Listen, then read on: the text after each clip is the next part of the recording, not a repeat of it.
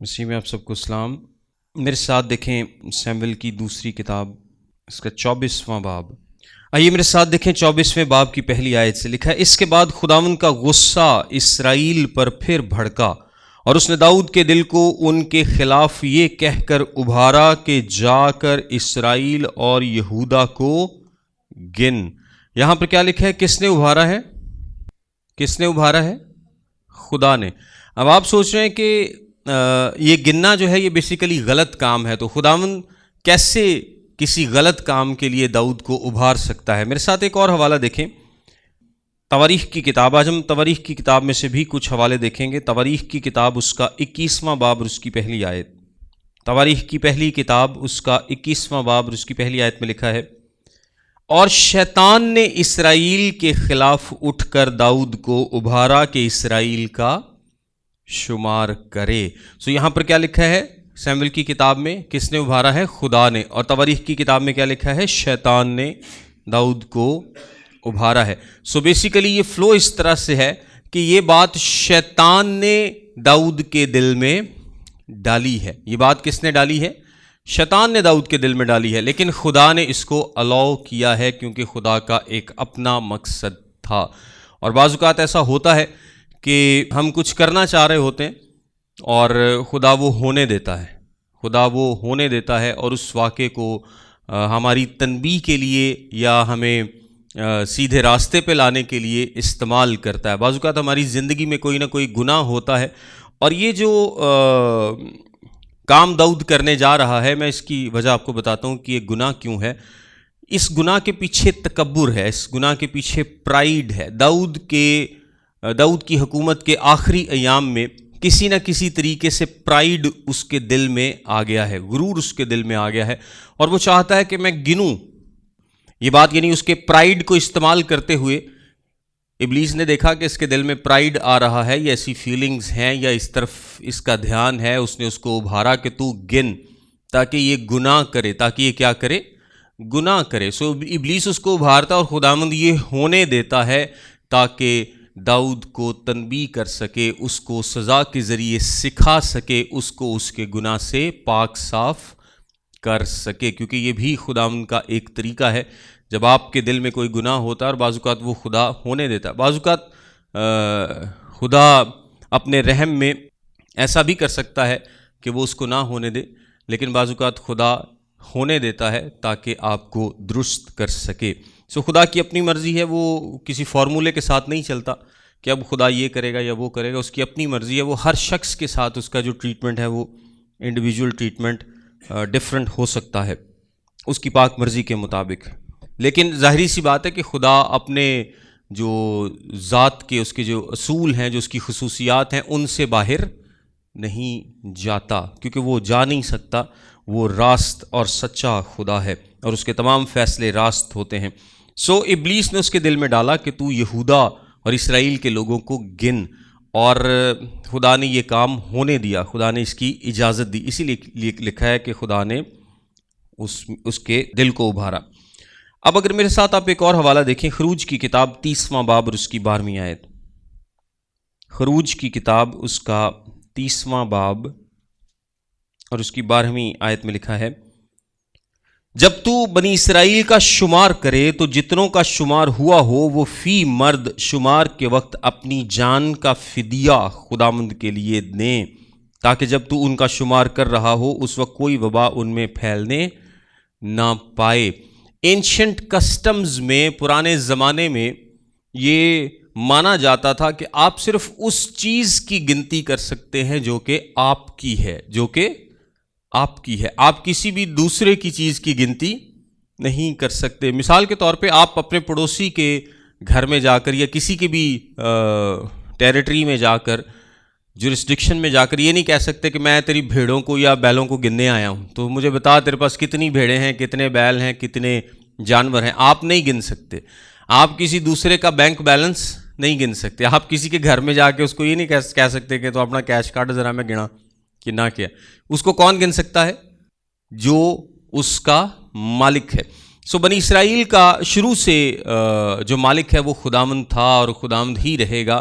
بنی اسرائیل کس کے ہیں؟ خداوند کے ہیں۔ سو ان کو گن کون سکتا ہے؟ خداوند گن سکتا ہے، یا خداوند کے حکم پر وہ گنے جا سکتے ہیں، اس کے حکم کے بغیر وہ گنے نہیں جا سکتے۔ بنی اسرائیل داؤد کے نہیں ہیں، وہ داؤد سے بلونگ نہیں کرتے، وہ خداوند سے بلونگ کرتے ہیں۔ سو خداوند اگر کہے گا تو گن، تو پھر یہ گناہ نہیں ہوگا، کیونکہ خداوند کی چیز ہے، خداوند کہہ سکتا ہے کہ گنو۔ یہ داؤد کے نہیں ہے، داؤد نہیں کہہ سکتا کہ ان کو گنا جائے۔ سو جیسا کہ میں نے آپ کو پہلے بتایا کہ اس کے داؤد کے دل میں کہیں نہ کہیں غرور آیا تھا اس بات پر کہ اب میری جو مملکت ہے اس میں بہت زیادہ خدا نے برکت بخشی ہے، یہ بہت زیادہ پراسپر ہو چکے ہیں، بہت زیادہ بڑھ چکے ہیں۔ تو شاید وہ اندازہ لگانا چاہتا تھا کہ ہم گنیں کہ یہ کتنے لوگ ہیں، تاکہ مجھے اپنی اسٹرینتھ کا پتہ چل سکے۔ مے بی کوئی جنگ کے لیے گننا چاہتا ہو، یا مے بی یہ دیکھنا چاہتا ہو کہ میری بادشاہت میں تعداد کتنی بڑھ چکی ہے، ہم کتنے اسٹرانگ ہو چکے ہیں، ہم کتنے طاقتور ہو چکے۔ بظاہر کوئی واضح وجہ نظر نہیں آتی کہ داؤد ایسا کیوں کرنا چاہتا تھا، لیکن گننے کی عام طور پر 2-3 وجوہات ہوتی تھیں۔ یا تو آپ اپنی اسٹرینتھ کا اندازہ لگاتے تھے کہ میرے پاس کتنی طاقت ہے، یا خدا نے مجھے کتنی برکت دی ہے، اور یہ چیز کیا دے گی آپ کو؟ خوشی دے گی، کیونکہ نظر آ رہا تھا کہ بنی اسرائیل بہت زیادہ ہو چکے ہیں۔ سو ایک بات نظر آ رہی تھی، لیکن وہ گن کر اس کا اندازہ لگانا چاہتا تھا۔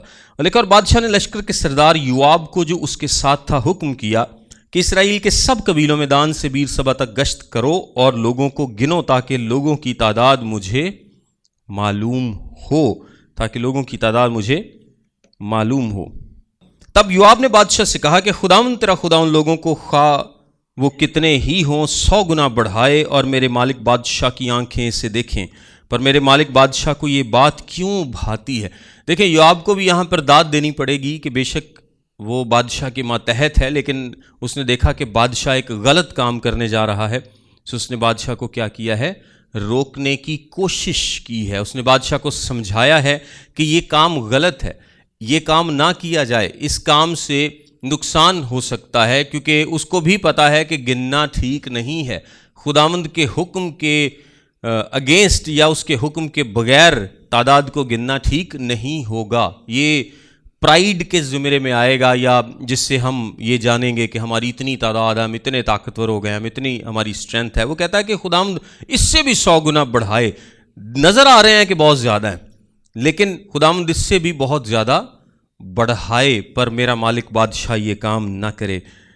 تو ابھی بادشاہ کی بات یوآب اور لشکر کے سرداروں پر غالب ہی رہی۔ لشکر کے سرداروں پر بھی، اس کا کیا مطلب ہے کہ نہ صرف یوآب کہہ رہا تھا بلکہ لشکر کے سردار بھی کہہ رہے تھے کہ بادشاہ یہ کام نہ کر، تیری مہربانی، لیکن بادشاہ نے کی کیا؟ نہیں، میں تو ہن کر کے رہنا ہے۔ آگے لکھا ہے، تو ابھی بادشاہ کی بات یوآب اور لشکر کے سرداروں پر غالب ہی رہی، اور یوآب اور لشکر کے سردار بادشاہ کے حضور سے اسرائیل کے لوگوں کا شمار کرنے کو نکلے۔ انہوں نے اپنی کوشش کی، انہوں نے بادشاہ کو سمجھانے کی کوشش کی، لیکن جب بادشاہ نہیں مانا تو وہ لوگ پھر گننے چلے جاتے ہیں۔ ایک تو میں نے آپ کو بات بتائی کہ خداوند کی مرضی کے بغیر گنا نہیں جا سکتا تھا، دوسرا فدیہ بھی دینا ہوتا تھا جب وہ لوگ گنے جاتے تھے۔ بہرحال 5ویں آیت سے لکھا، اور وہ یردن پار اترے اور اس شہر کی داہنی طرف ارویر میں خیمہ زن ہوئے، جو جد کی وادی میں یازیر کی جانب ہے۔ پھر وہ جلاد اور تحتیم حدسی کے علاقے میں گئے اور دانیین کو گئے اور گھوم کر سیدا تک پہنچے، اور وہاں سے سور کے قلعے کو اور حویوں اور کنانیوں کے سب شہروں کو گئے، اور یہودا کے جنوب میں بیر سبا تک نکل گئے۔ چنانچہ ساری مملکت میں گشت کر کے 9 مہینے اور 20 دن کے بعد وہ یروشلیم کو لوٹے، اور یوآب نے مردم شماری کی تعداد بادشاہ کو دی۔ سو اسرائیل میں 8 لاکھ بہادر مرد نکلے جو شمشیر زن تھے، اور یہودا کے مرد 5 لاکھ نکلے۔ کتنے ٹوٹل ہو گئے؟ 13 لاکھ۔ کتنے ہیں؟ 13 لاکھ۔ 8 لاکھ جمع 5 لاکھ، 13 لاکھ۔ اگر 13 لاکھ مرد ہیں تو اندازہ لگایا جاتا ہے، ریزنیبل اندازہ یہ لگایا جاتا ہے کہ ٹوٹل آبادی جو تھی اسرائیل کی وہ 50 سے 60 لاکھ تھی۔ 50 سے 13 لاکھ کی آبادی ہے، اور اس سے ریزنیبل ایک اندازہ لگایا جاتا ہے کہ ٹوٹل آبادی کتنی ہوگی؟ 50 سے 60 لاکھ۔ اچھا، ایک یہاں پہ انٹرسٹنگ بات آپ دیکھتے چلیں، میرے ساتھ دیکھیں تواریخ کی کتاب، اس کا 21واں باب اور اس کی 5ویں آیت. تواریخ کی پہلی کتاب، اس کا 21واں باب اور اس کی 5ویں آیت. یہاں پہ لکھا ہے، اور یوآب نے لوگوں کے شمار کی میزان داؤد کو بتائی، اور سب اسرائیلی 11 لاکھ شمشیر زن مرد اور یہودا 4,70,000 شمشیر زن مرد تھے. اب دیکھیں یہ یہاں پہ تھوڑا سا ڈفرنس آ گیا. یہاں پہ کتنے لوگ لکھے ہیں؟ 8 لاکھ. یہاں پہ اسرائیل کے کتنے لوگ لکھے ہیں سیموئیل کی کتاب میں؟ 8 لاکھ. اور تواریخ میں کتنے لکھے ہیں؟ 11 لاکھ. اور یہودا کے یہاں پر لکھے ہیں 5 لاکھ، اور تواریخ میں کتنے ہیں؟ 4,70,000. مختلف اس کی ایکسپلینیشنز دی جاتی ہیں، لیکن جو ایک ریزنیبل ایکسپلینیشن ہے وہ یہ ہے کہ جو تواریخ کا اکاؤنٹ ہے یہ زیادہ ڈیٹیلڈ اکاؤنٹ ہے. یہ زیادہ کیا ہے؟ ڈیٹیلڈ ہسٹوریکل اکاؤنٹ ہے. اور سیموئیل کا اکاؤنٹ وہ بھی ہسٹری تو بیان کرتا ہے، لیکن وہ ایک فلو میں جنرل ہسٹری کو بیان کر رہا ہے. سیموئیل کی کتاب میں 8 لاکھ ہیں، لیکن جو تواریخ کی کتاب میں 11 لاکھ بتایا گیا، اس میں 3 لاکھ ریزرو فورس ہو سکتی ہے، جو کہ ریزرو فوجی ہوتے تھے، جو کہ ایکٹیو تو نہیں تھے ہوتے لیکن ضرورت کے وقت کام میں لائے جا سکتے تھے. اور یہودا کے جو 5 لاکھ اور 4,70,000 ہیں، اس میں کہا گیا ہے، اس میں یہ کہا جاتا ہے کہ تواریخ کی کتاب میں 30,000 اسپیشل ایلیٹ گروپ تھا فورس کا، جو کہ تواریخ کی کتاب میں شامل کیا گیا ہے، لیکن تواریخ کی کتاب میں شامل نہیں کیا گیا، لیکن سیموئیل کی کتاب میں شامل کیا گیا ہے. لیکن یہ ایک ریزنیبل اندازہ ہے، اس کا بالکل واضح جواب موجود نہیں ہے، اور بھی کچھ اندازے اس پہ لگائے جاتے ہیں. اچھا، آگے لکھا ہے، اور لوگوں کا شمار کرنے کے بعد داؤد کا دل بے چین ہوا، اور داؤد نے خداوند سے کہا، یہ جو میں نے کیا سو بڑا گناہ کیا. اب اے خداوند، میں تیری منت کرتا ہوں کہ تو اپنے بندے کا گناہ دور کر دے، کیونکہ مجھ سے بڑی حماقت ہوئی. دیکھیں یہ ہر ایماندار کے ساتھ ہوتا ہے کہ ایک ایماندار گناہ تو کر لیتا ہے، لیکن بعد میں اس کو کیا ہوتا ہے؟ پچھتاوا ہوتا ہے، وہ خوش نہیں ہو سکتا.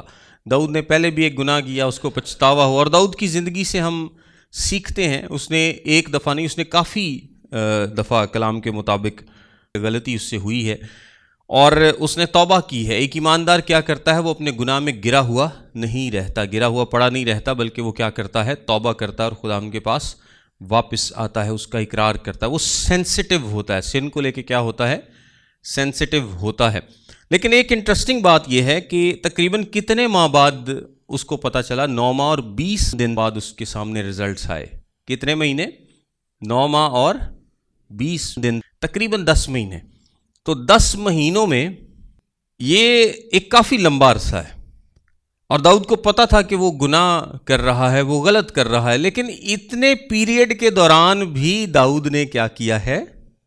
اس کو روکا نہیں ہے. مطلب اس نے پہلے کچھ عرصہ سوچا ہوگا کہ میں مردم شماری کراواں، پھر انہیں حکم دیتا ہوئے گا، پھر وہ گئے. سمجھ لیں کہ 1 سال کا عرصہ ہوگا راؤنڈ اباؤٹ، یا شاید اس سے زیادہ ہو. اور تقریباً 1 سال اس کے دل میں یہ بات چلتی رہی، اور اس کے پاس ریزلٹس نہیں آئے. تو اس نے اقرار نہیں کیا، اس نے ان لوگوں کو واپس نہیں بلایا. وہ کر سکتا تھا کہ ان کو واپس بلا لیتا کہ نہیں، واپس آ جاؤ، ہم یہ کام نہیں کریں گے، یہ خدا کے خلاف گناہ ہے. یعنی ابلیس نے اس کے دل کو ابھارا تھا، تو یہ مطلب ہے کچھ سال پورا ابھاردا ہی رہا ہوئے گا کہ نہیں تو ٹھیک ہی کیتا ہے، تو کچھ غلط نہیں کیتا. یہ ہمارے ساتھ بھی ایسا ہوتا ہے کہ ہم لانگ ایک گناہ کو پرسو کرتے رہتے ہیں، اس کے پیچھے لگے رہتے ہیں. ہو سکتا ہے 4 مہینے، 6 مہینے، 8 مہینے، 10 مہینے. پھر جن دیر تک اسی وہ گناہ کر نہیں نہ لیندے، سانوں وہ غلط نہیں لگتا. جس دن کر لینے ہیں نا، وہ بعد سانوں پتہ لگتا اوہو یہ کی ہو گیا. ابلیس بھی پھر ادن ہی نہ پیچھے ہٹ جاتا، کہتا کہ چل ٹھیک ہے، ہوں تو پچھتا رج کے تو یہ جڑا کام کر رہا سا نا. اور یہ آپ اپنی اپنی زندگی میں مثالیں 100 سوچ سکتے ہیں جو کہ آپ کرنا چاہتے ہیں اور وہ غلط کام ہے، اور پھر آپ اس کے پیچھے لگے رہتے ہیں، اور جب کر بیٹھتے ہیں تو پھر آپ کو اندازہ ہوتا ہے کہ آپ نے یہ غلط کام کیا. اب داؤد کو افسوس ہے، اور وہ خداوند سے کیا کرتا ہے؟ معافی مانگتا ہے، اس سے کہتا ہے کہ تو مجھے معاف کر دے. جب داؤد صبح کو اٹھا تو خداوند کا کلام جاد پر جو داؤد کا غیب بین تھا نازل ہوا، اور اس نے کہا کہ جا اور داؤد سے کہہ، خداوند یوں فرماتا ہے کہ میں تیرے سامنے 3 بلائیں پیش کرتا ہوں. داؤد کو اب چوائس دی جا رہی ہے. تو ان میں سے ایک کو چن لے تاکہ میں اسے تجھ پر نازل کروں۔ سو جاد نے داؤد کے پاس جا کر اس کو یہ بتایا اور اس سے پوچھا، کیا تیرے ملک میں 7 برس قحط رہے، یا تو 3 مہینے تک اپنے دشمنوں سے بھاگتا پھرے اور وہ تجھے رگے دیں، یا تیری مملکت میں 3 دن تک مری ہو؟ سو تو سوچ لے اور غور کر لے کہ میں اسے جس نے مجھے بھیجا ہے کیا جواب دوں۔ سو آپ کے خیال میں ویسے داؤد کو کیا چوز کرنا چاہیے تھا؟ 7 مہینے 7 برس قحط ہے، 3 مہینے تک دشمنوں کے آگے لگ کے بھاگنا ہے، یا 3 دن کی مری ہے؟ دیکھیں، جو پہلا آپشن ہے نا 7 برس قحط ہو، اس میں لوگ مریں گے تو ضرور، لیکن کون لوگ مریں گے؟ اچھا، غریب عوام مرے گی زیادہ، اور داؤد اور اس کے خاندان کو نقصان پہنچنے کے چانسز اس میں کم ہیں۔ اس میں غریب لوگ زیادہ مریں گے، کیونکہ جدو قحط پئے گا تو سارے نو پہلے غریب لوگوں کی روٹی مکنی، امیر لوگ تو کہیں نہ کہیں سے جگاڑ لگا کے کچھ نہ کچھ کر ہی لیں گے نا، جنہوں نے اپنے لیے ذخیرے رکھے ہوئے ہیں، اور بادشاہ کے پاس تو سب سے زیادہ ذخیرے ہوں گے، تو بادشاہ کو نقصان کم پہنچے گا، امیروں کو نقصان کم پہنچے گا، لیکن غریب لوگ مارے جائیں گے۔ پلس یہ جو قحط ہے 7 برس، یہ بڑی لمبی مطلب بڑے لمبے ٹائم پیریڈ کو ظاہر کرتا ہے۔ اس پر جو بنی اسرائیل ہے ان کو دوسری قوموں پر ڈپینڈنٹ ہونا پڑے گا، ظاہری سی بات ہے، آس پاس کی قوموں پر ڈپینڈنٹ ہونا پڑے گا کہ وہ خوراک مہیا کریں، وہ خوراک وہاں سے، یعنی دوسرے ملکوں سے جا کر وہ خوراک لیں، وہاں سے خوراک کا انتظام کریں۔ سو دوسرے لوگوں پر ڈپینڈنٹ ہونا پڑے گا زندہ رہنے کے لیے۔ داؤد یہ آپشن چوز نہیں کرتا۔ اس کے بعد جو دوسرا آپشن ہے اس میں ہے کہ 3 مہینے تک اپنے دشمنوں سے بھاگتا پھرے اور وہ تجھے رگے دیں۔ دیکھیں، یہاں پر یہ نہیں لکھا کہ وہ تجھ پر غلبہ پا لیں یا تجھے مار ڈالیں، یعنی داؤد کیا ہوگا 3 مہینے تک اپنے دشمنوں کے آگے لگ کر بھاگتا رہے گا۔ اس میں بھی داؤد اور اس کے خاندان کا بچنا پاسبل ہے، کیونکہ جنگ ہے، غلبے کا تو نہیں کہا گیا، تنگ کرنے کا کہا گیا ہے، ستانے کا کہا گیا ہے کہ دشمن ستائیں گے، رگے دیں گے، بھگائیں گے، لیکن مار ڈالیں گے یہ نہیں کہا گیا۔ اس سے بادشاہ کا جو خاندان ہے وہ بچ جائے گا، بادشاہ کا خاندان اس میں بھی کیا ہوگا؟ بچ جائے گا، کیونکہ پہلے اس کے آگے کیا ہوگی؟ ساری فوج ہوگی، بادشاہ کا خاندان تو پیچھے ہوگا۔ اچھا، اس کے بعد جو تیسرا آپشن ہے مری، اور اس میں زیادہ تر کون مریں گے؟ دوسرے والے آپشن میں کون مرے گا زیادہ تر؟ فوجی مریں گے۔ کون مرے گا؟ فوجی مریں گے، عام عوام نہیں مرے گی۔ پہلے آپشن میں غریب لوگ مریں گے، دوسرے آپشن میں فوجی مریں گے۔ لیکن جو تیسرا آپشن ہے نا کہ 3 دن تک مری ہو، اس میں سب مریں گے۔ اس میں کون ہوگا؟ سب مریں گے، اور اس میں کوئی ڈفرینسیشن نہیں ہوگی کہ یہ بادشاہ کے خاندان کا ہے، یہ غریب خاندان کا ہے، یہ امیر خاندان کا ہے، کیونکہ یہ تو وبا ہے، یہ تو کسی پہ بھی آ سکتی ہے، یہ پیسے دیکھ کے تو نہیں آئے گی۔ پلس پہلے آپشن میں ان کو لوگوں پر ڈپینڈنٹ ہونا پڑے گا، دوسرے آپشن میں بھی لوگ انوالو ہیں کہ لوگ پتہ نہیں رحم کریں گے کہ نہیں، جب وہ حملہ کریں گے یا ہمیں رگے دیں گے تو وہ ہم پر رحم کریں گے کہ نہیں۔ تیسرے آپشن میں یا پہلے آپشن میں کہ لوگ ہمیں کھانا دیں گے کہ نہیں، وہ بھی رحم ہی کر کے دیا جاتا ہے اس طرح کی صورتحال میں، ایون کہ بیچنا بھی ہو۔ تیسرے آپشن میں مری میں کوئی دوسری پارٹی انوالو نہیں ہے، کوئی دوسرا ملک انوالو نہیں ہے، 100% کون انوالو ہے؟ خدا، یعنی خدا کی طرف سے مری آئے گی، اور داؤد کو یقین ہے کہ خدا رحم کرنے والا ہے، لوکاں نے رحم نہیں کرنا لیکن خدا رحم کر سکتا ہے۔ پہلی بات تو یہ کہ اس میں میرا بھی خاندان اتنا ہی ایکسپوزڈ ہوگا، یعنی قحط میں تو میرا خاندان یا رگیدنے میں بھی میرا خاندان اتنا ایکسپوزڈ نہیں ہے، لیکن مری میں میرا خاندان بھی اتنا ہی ایکسپوزڈ ہوگا جتنا کہ ایک غریب آدمی۔ دوسرے نمبر پر یہ کہ خداوند کے ہاں سے مجھے رحم کی توقع ہے کہ خداوند رحم کرے گا، آدمی رحم نہیں کرتا۔ داؤد نے جاد سے کہا، میں بڑے شکنجے میں ہوں، ہم خداوند کے ہاتھ میں پڑیں کیونکہ اس کی رحمتیں عظیم ہیں، پر میں انسان کے ہاتھ میں نہ پڑوں۔ کہنا کہ نہیں، خدا رحم کر سکتا ہے، انسان نے نہیں رحم کرنا، سو بہتر ہے کہ اسی خدا دے ہاتھ سے ہی پئیے۔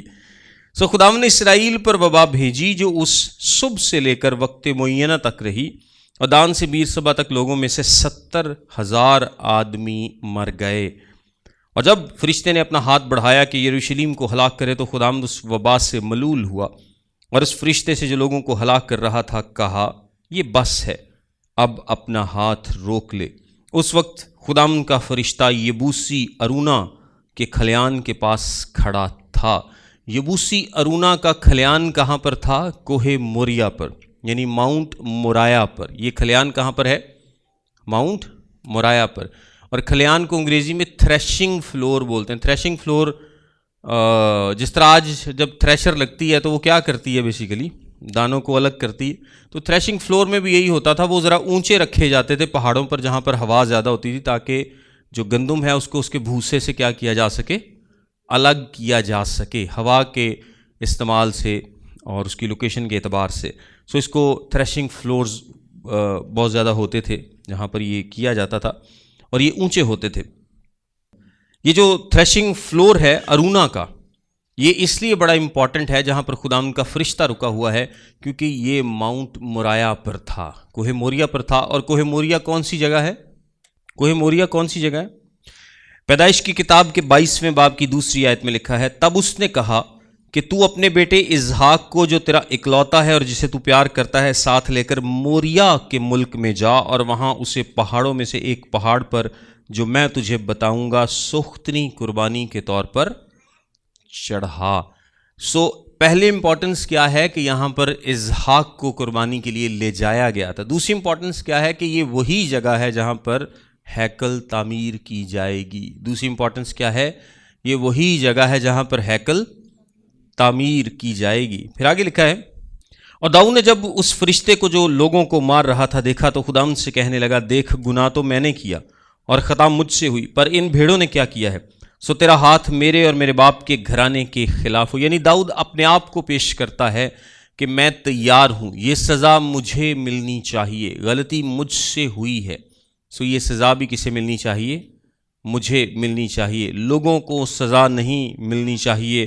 اب اس سے پہلے کہ کوئی اور ہلاک ہو تو مجھے ہلاک کر ڈال، کیونکہ گناہ کس نے کیا ہے؟ میں نے کیا ہے.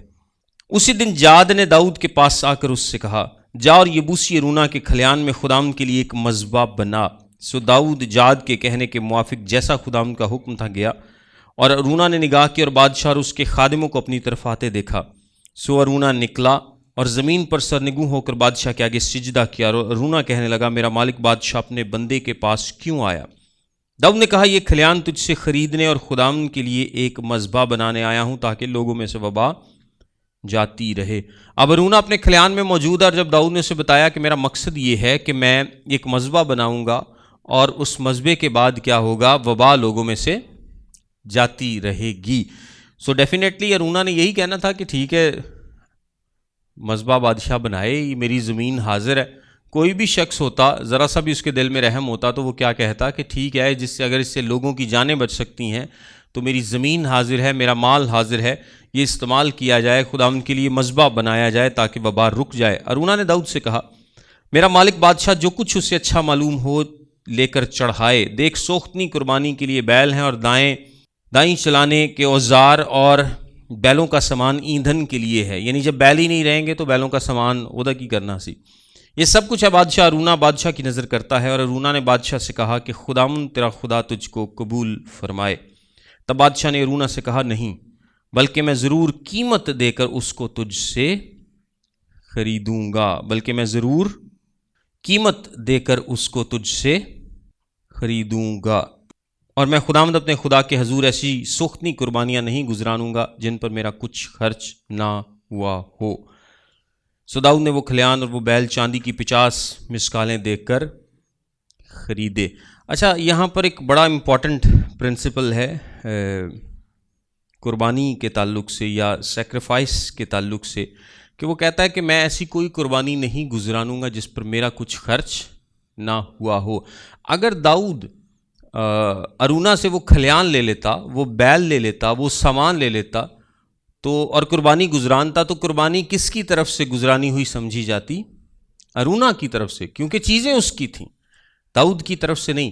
اس سے آپ کو ایک چیز نظر آئے گی کہ ہم پاکستان میں یا دنیا میں کہیں بھی ہم کیا کرتے ہیں کہ ہم ایک شخص سے پیسے لیتے ہیں اور دوسرے کو دیتے ہیں، تو وہ کنسیڈر کس کا ہوتا ہے؟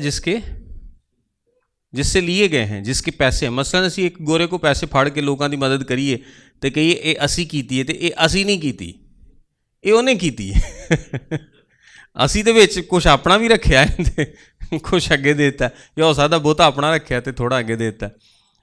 تو یہ جو گیونگ والا سین ہے پاکستان میں کہ جی ہم بڑا بانٹتے ہیں، ہم یہ کر رہے ہیں، ہم وہ کر رہے ہیں، ہم یہ کر رہے ہیں، وہ کر رہے ہیں، تو اس میں آپ دیکھیں کہ یہ کہیں اور سے رہا ہے، اپنا کچھ خرچ نہیں ہو رہا، بلکہ ہم نے تو اپنا بھی بوجھ اس پہ ڈالا ہوتا ہے۔ یعنی اگر پادری کوئی اور کام نہیں کرتا، وہ خدمت پر ڈیپینڈنٹ ہے، تو اس کا اپنا بھی بوجھ ظاہری سی بات ہے کہ انہی پیسوں پر ہے۔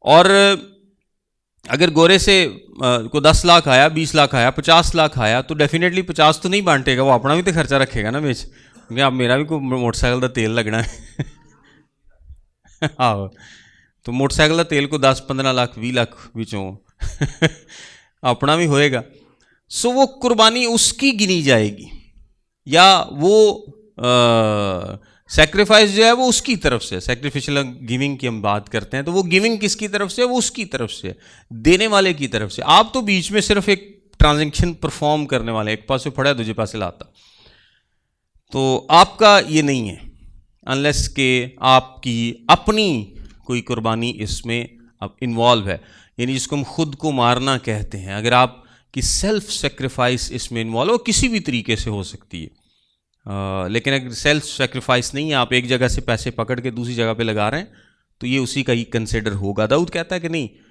میں اپنے پیسے لاواں گا تے پھر قربانی کراں گا، پھر مذبح بناواں گا، دوسرے دے پیسیاں تے نہیں، جب تک میرا اپنا کچھ خرچ نہیں ہوگا میں یہ کام نہیں کروں گا۔ اور داؤد نے وہاں خداوند کے لیے مذبح بنایا اور سوختنی قربانیاں اور سلامتی کی قربانیاں چڑھائیں، اور خداوند نے اس ملک کے بارے میں دعا سنی اور وبا اسرائیل میں سے جاتی رہی۔ اب اس سے کیا ہوا؟ اس سے جو داؤد کے دل میں غرور سمایا تھا، تھوڑا یا بہت، وہ مکمل طور پر جاتا رہا، ختم ہو گیا۔ سو داؤد اس سزا کے وسیلے سے داؤد کے اندر سے بھی یہ غرور جاتا رہے گا۔ اور میں نے آپ کو بتایا کہ بعض اوقات ایسا ہوتا ہے کہ خدا ہمیں کسی نہ کسی مشکل میں آنے دیتا ہے تاکہ ہمارے دل میں جو بھی غرور ہے، جو بھی نیگیٹو باتیں ہیں، جو بھی گناہ ہیں، ان کو دور کر سکے، اس ملامت کے ذریعے، اس تنبیہ کے ذریعے، اس سزا کے ذریعے۔ یعنی جب گناہ کریں گے تو ڈیفینیٹلی اپنے اوپر سزا کو لائیں گے، اور اس کے ذریعے خداوند کیا کرے گا؟ ہمیں پاک کرے گا، ہمیں صاف کرے گا، اور گناہ کو، بدی کو ہم سے دور کرے گا۔ بعض اوقات ہم ویسے بدی دور نہیں ہونے دیتے، تو وہ اسی اپنے بھی بچوں کو کہنے نا، اکثر یہ 2 لانیاں ہی پینی ہیں، انہیں پھر ہی ٹھیک ہونا ہے تو خدا بھی بعض اوقات پھر سختی کرتا ہے، بچے بعض اوقات ٹھیک نہیں ہو رہے ہوتے، اور اگر ویسے ٹھیک ہو جائیں تو یہ بہت اچھی بات ہے، پھر خدا کو کوئی ضرورت نہیں ہے کسی کو بھی تنبیہ کرنے کی، کسی پر بھی کوئی اس طرح کی بات۔ مطلب یہ بھی تو ہو سکتا ہے نا کہ میں انجانے میں کچھ کر رہا ہوں اور کچھ غلط کرنا چاہ رہا ہوں، اور خداوند کو پتہ ہے، میرے دل کا پتہ ہے، تو خداوند ضرور گائیڈ کرتا ہے کہ میں یہ کام نہ کروں۔ خداوند روکتا ہے، خداوند کلام کرتا ہے، خداوند بات کرتا ہے، وہ گائیڈ کرتا ہے، لیکن اگر بندہ پھر بھی باز نہیں آتا تو پھر بعض اوقات خداوند یہ ہونے دیتا ہے، اور پھر جب ہوتا ہے تو پھر جو سرجری ہوندی تمہیں پتا، پھر وہ بعض اوقات تکلیف دہ ہوندی، کی خیال ہے؟ پھر کٹ بھی لانے پیندے نے، پھر زخم بھی کڈنے پیندے نے، پھر ٹانکے بھی لانے پیندے نے، لیکن وہ بیماری کو نکالنے کے لیے سرجری بعض اوقات کرنی پڑتی ہے۔ سو یہ بھی سرجری سی داؤد دی، کہ وہ جڑی اندروں چیز ایک سی نا، دے اندر خدا نے کیا کہ انہوں میں ہن مکمل طور پہ کڈاں گا۔ اور اس سے پہلے بھی ایک سرجری میجر ہوئی تھی، وہ بتسبا والے معاملے میں، لیکن چونکہ انسان ہے، دیکھیں فیس بک پہ اور ادھر ادھر نا بہت سارے لوگ بڑا غصہ کرتے ہیں اس بات کا کہ جی تسی ابراہیم نو آ کہہ دیتا، تسی جی اسحاق نو کہہ دیتا، ساڈے بزرگ نے وہ گناہ کر ہی نہیں سکتے، تسی جی موسیٰ نو انج کہہ دیتا، تسی جی داؤد نو انج کہہ دیتا، وہ نہیں گناہ کر سکتے، یہ کیا بات آپ نے کر دی؟ تو ایسا بائبل نہیں پیش کرتی۔ بائبل میں جو بھی ان کے بارے میں لکھا ہے بالکل کلیئر کٹ لکھا ہے، اور یہ اس لیے لکھا ہے تاکہ ہم جان سکیں کہ یہ لوگ ہم جیسے ہی تھے، یہ لوگ ہم جیسے ہی تھے، جیسے خدا ان کے ساتھ پیش آتا تھا ویسے ہی وہ ہمارے ساتھ پیش آتا ہے، جیسے ہی ان سے محبت رکھتا تھا ویسے ہی وہ ہم سے محبت رکھتا ہے، اور جیسے وہ ان کی زندگیوں سے گناہ کو دور کرتا تھا ویسے ہی وہ ہماری زندگیوں سے بھی گناہ کو دور کرتا ہے۔ کلام میں لکھا ہے ایلیا ہمارا ہم طبیعت انسان تھا، یہ سب ہمارے ہم طبیعت انسان تھے، اور ان کی زندگیوں کو پڑھ کر ایٹ لیسٹ مجھے تو تسلی ہوتی ہے کہ یار سارے ساڈے اگرے سن لیکن پھر بھی خدا کنا رحم کردا ہے. اور جیسے جیسے آپ ان کی زندگیوں پر غور کرتے ہیں آپ کا خدا کے بارے میں تصور اور زیادہ کلیئر ہوتا جاتا ہے کہ خدا کتنا رحیم خدا ہے، وہ کتنا بڑا خدا ہے، وہ کتنے گناہوں کو معاف کرنے والا اور تقصیروں کا بخشنے والا خدا ہے. اور اگر میری خطائیں نہ بخشی جاتی تو میں بھی آج اس دنیا میں موجود نہ ہوتا. اگر آپ کی خطائیں نہ بخشی جاتی تو آپ بھی زندہ نہ ہوتے. لیکن وہ ہم سب کی خطاؤں کو درگزر کرتا ہے، معاف کرتا ہے، اور جہاں پر ضرورت ہو تنبیہ بھی کرتا ہے. خداوند آپ سب کے ساتھ